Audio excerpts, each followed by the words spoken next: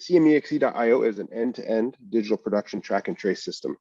So we're trying to connect design outputs, production workflows, logistics, installation, and sign-off in a single digital layer. So the idea is not just between the four walls, but also onto the site and into the customer experience side of things. So we built a product with next-gen technology. So this is what you're seeing now is a web-based 3D model viewer that we built to support this. And the idea is that it can be shared through a link and viewed on any mobile device. Why did we build this technology? So over the last 5 years here at CAD Makers, we built a digital fabrication focused service business where we work a lot with mass timber fabricators, facade fabricators, you name it. And as we do some of this work, which we think is fairly fancy at times, we would talk to the customers like, okay, once you're done the design, once you're done the modeling, like, what happens after that, right? So what happens on the factory floor? And of course, there's some ERPs and different systems floating around. But what we've learned is generally what happens is things break down into paper travelers or certificates, paper and spreadsheets. So to track production. And this is indicative of the whole industry, right? It's not just the smaller firms. It's small, big, it doesn't really matter. It's kind of a industry standard. So that process, while it's maybe less costly and more file driven, easier to use potentially at times, it lacks data intelligence, it's prone to error, right? There's lots of expediters needed to find parts in the factory. And the experience for the customer is not quite what it could be when you're sending a flattened file as an email for the report on status instead of just a link that updates in your client's pocket. They take out their phone, they push refresh, and they can see where all parts, assemblies, and cargo are at all times, right? So that's why we built it. So we're going to introduce 3 personas. So Finney, who you're seeing on the screen right now, he's the production manager persona. Ishu, who's going to share after, is going to be the installer persona. And I'm going to be the client persona. I have an iPad here, I'll show you. So to get started, first thing you want to do is set up a job. So this is where we spent a lot of time over the last couple of months trying to figure out how you're going to set up jobs when you have various types of CAD, BIM softwares being used, right? So if you're using Inventor versus SolidWorks versus CATIA, everyone does different part naming conventions. How are we going to handle this, right? So to make it open BIM or like an open system that can support, we can support step file, IFC, FBX. We've made it really easy lately, or in this newest release, to set up your job. So the first thing you're going to do in the 3D workflow is upload your model, right? So you upload a model step file. That's going to take you to the next step. So we've already, so when you upload the model, we're going to cook it. We grab things like part length information, naming conventions. We grab some attributes from the model. And then after that, what you're going to do is you start doing your tagging. So what we've done, we're pushing this week, is a much faster way to do kind of instance and reference tagging.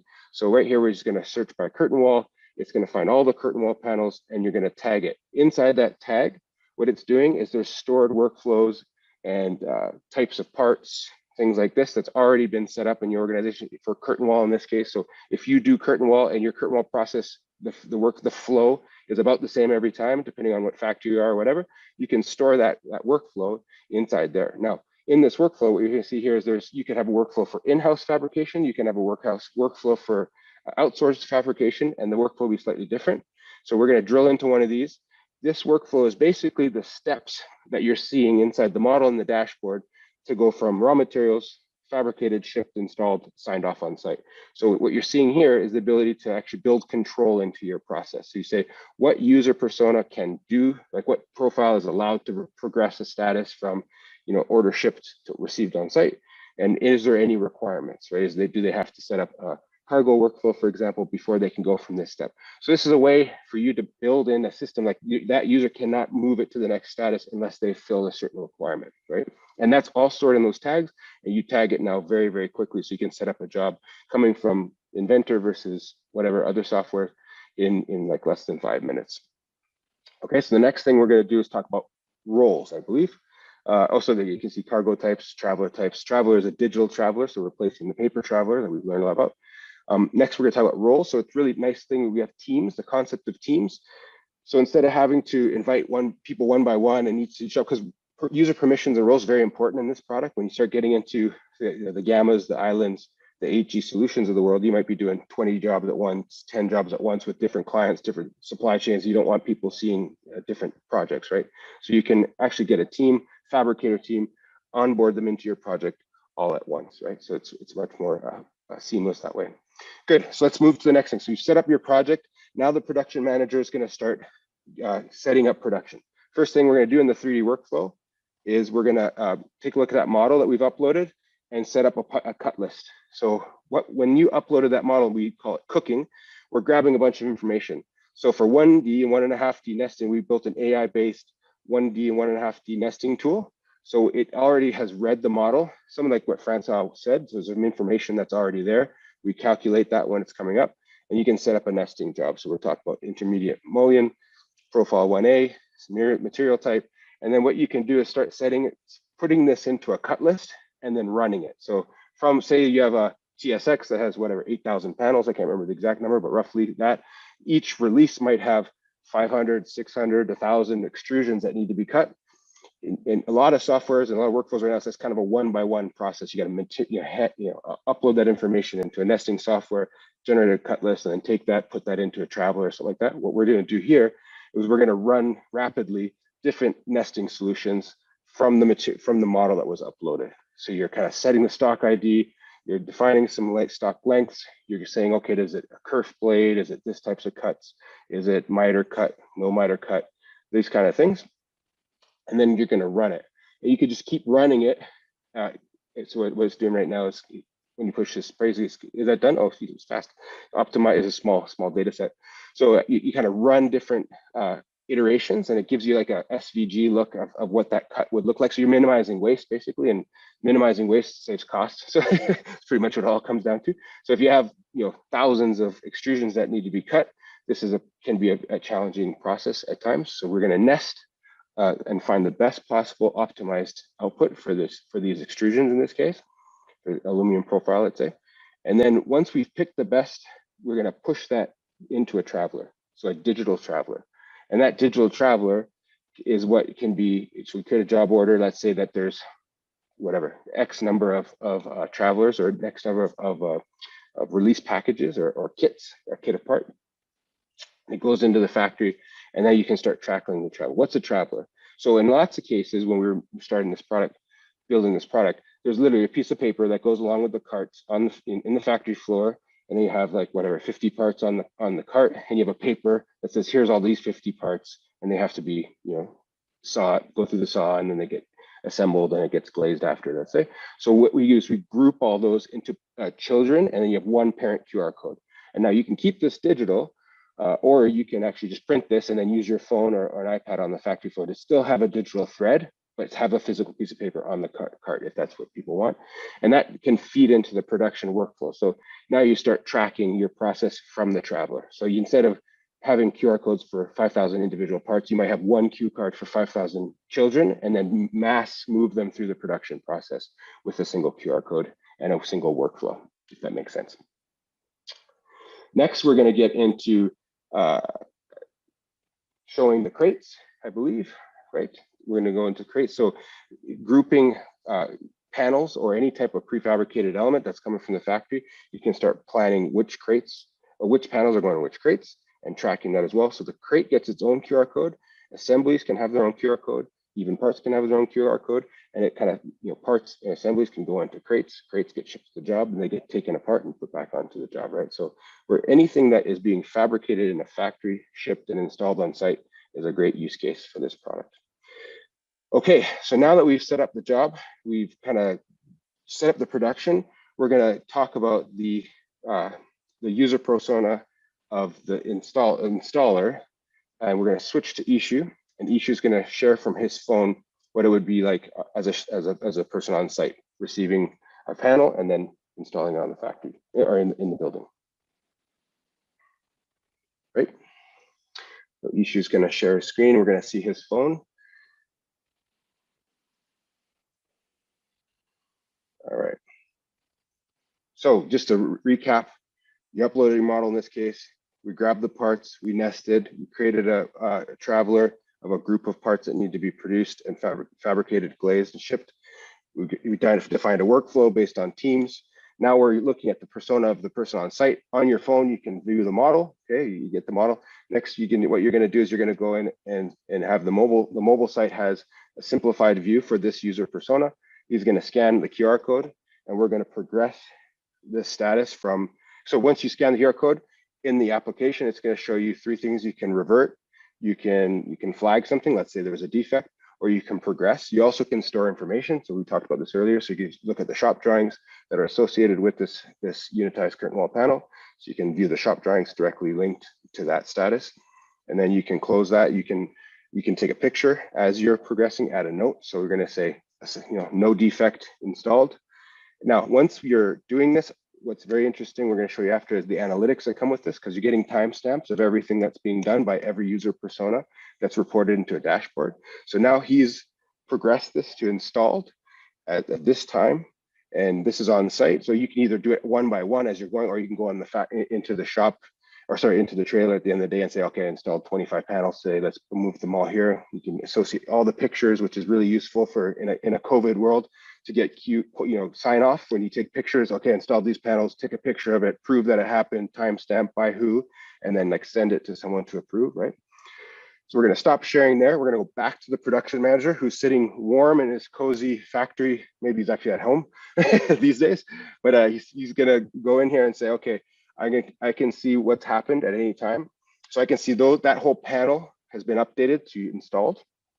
You can also see a little dashboard that shows everything that's happened in the last XYZ time. We're actually gonna, thanks to Francois, we're gonna switch to the TSX dashboard. So the project he talked about today, we're gonna show the actual project. I believe you have it here. Oh, you're just showing history. So history tab is keeping track of everything. So you can see now issue at this time, put curtain wall 6, it was at this exact time, moved it to this next status, right? Keeps a full traceability of everything that's happened here. Now let's move over to TSX and show that, please. So this is live data. Sydney, don't push anything wrong, right, Francois? He's looking at us right now. Just kidding. But this is live and this project's happening. So what when I start getting some interesting analytics, so let's say, show me all the fabrication that happened in December. So we're gonna search by December of 2020 through to the end of December. And it'll tell you, now it can be broken down by role. So like the fabricators, here's exactly what happened. You have an average of 8 panels per day progressed, status is progressed. You can see pre-assembled, assembled, and you can start to like filter that data, which is kind of interesting. When we started building this product, we got a lot of feedback from managers saying, hey, this is great. I can report exactly where all my parts and assemblies are at in a matter of seconds. It used to take me 6 hours to find the parts in the shop floor. And that's fantastic. But for buy-in of going digital, which is a good lesson learned for all of us, we got a lot of feedback from the people on the factory floor, right, that are doing the work. What do I get out of this, right? What's useful for me? Well, this is useful. You can start getting good analytics on how productive you're being. If you're slowing your production for whatever reason, you can go back at this, say, why was I, 20% slower this week? Was it more complicated panels? Did I have a certain batch that I didn't have the right materials? Was the ordering off or something like that? So you can kind of filter through this and get nice analytics from this. So thanks, Francois, for letting us share this. Okay, so now the last thing we're gonna do, I believe, is we're gonna go, and I'm actually gonna share as the client, right? What's that? Huh? Oh, we missed a big major part of our presentation because I got excited. So now we've shown the 3D workflow from end to end. Now we're going to show the 2D workflow. Okay, so this is where we're at with the 2D workflow. When we went to market, started talking with fabricators all over the world, vast majority are in the shop floor.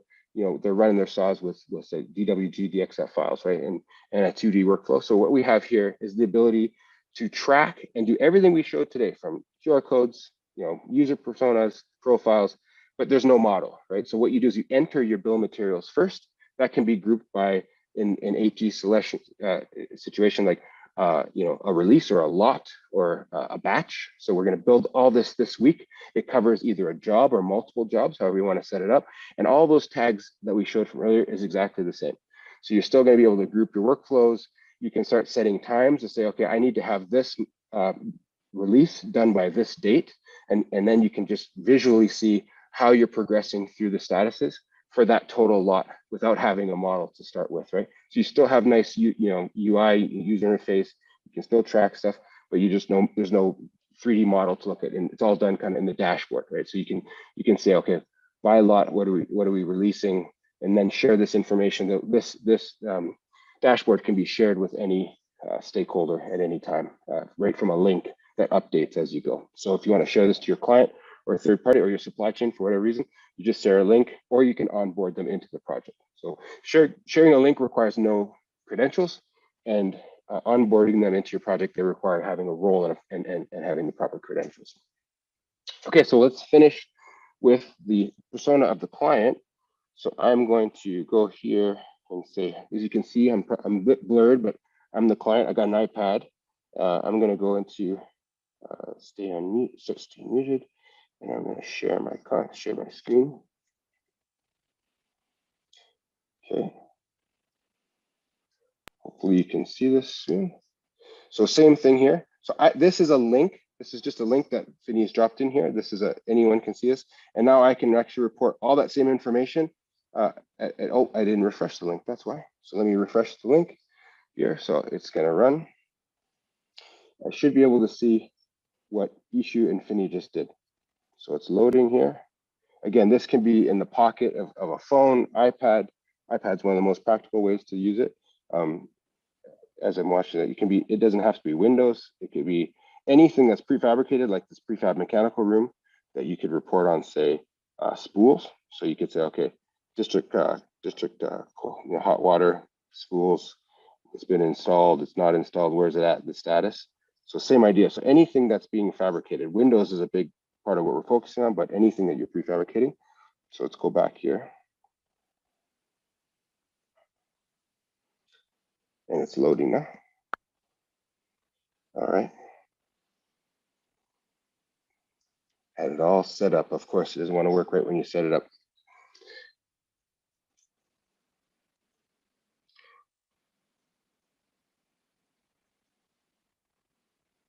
So the idea is that this is accessible anywhere at any time. And then you just push report, assembly, and there you go. There's the green installed panels that Ishu just did. So if I was, 10,000 miles away, and I'm a client that cares about, like Francois said, where's my work in progress? Can I bill against work in progress? Can I bill against proving when I get materials on my factory and they're in work in progress? And actually show the client where we're at all times, and then work through any kinks. It's a really nice way to report on status, cargo, you name it. So fully mobile optimized.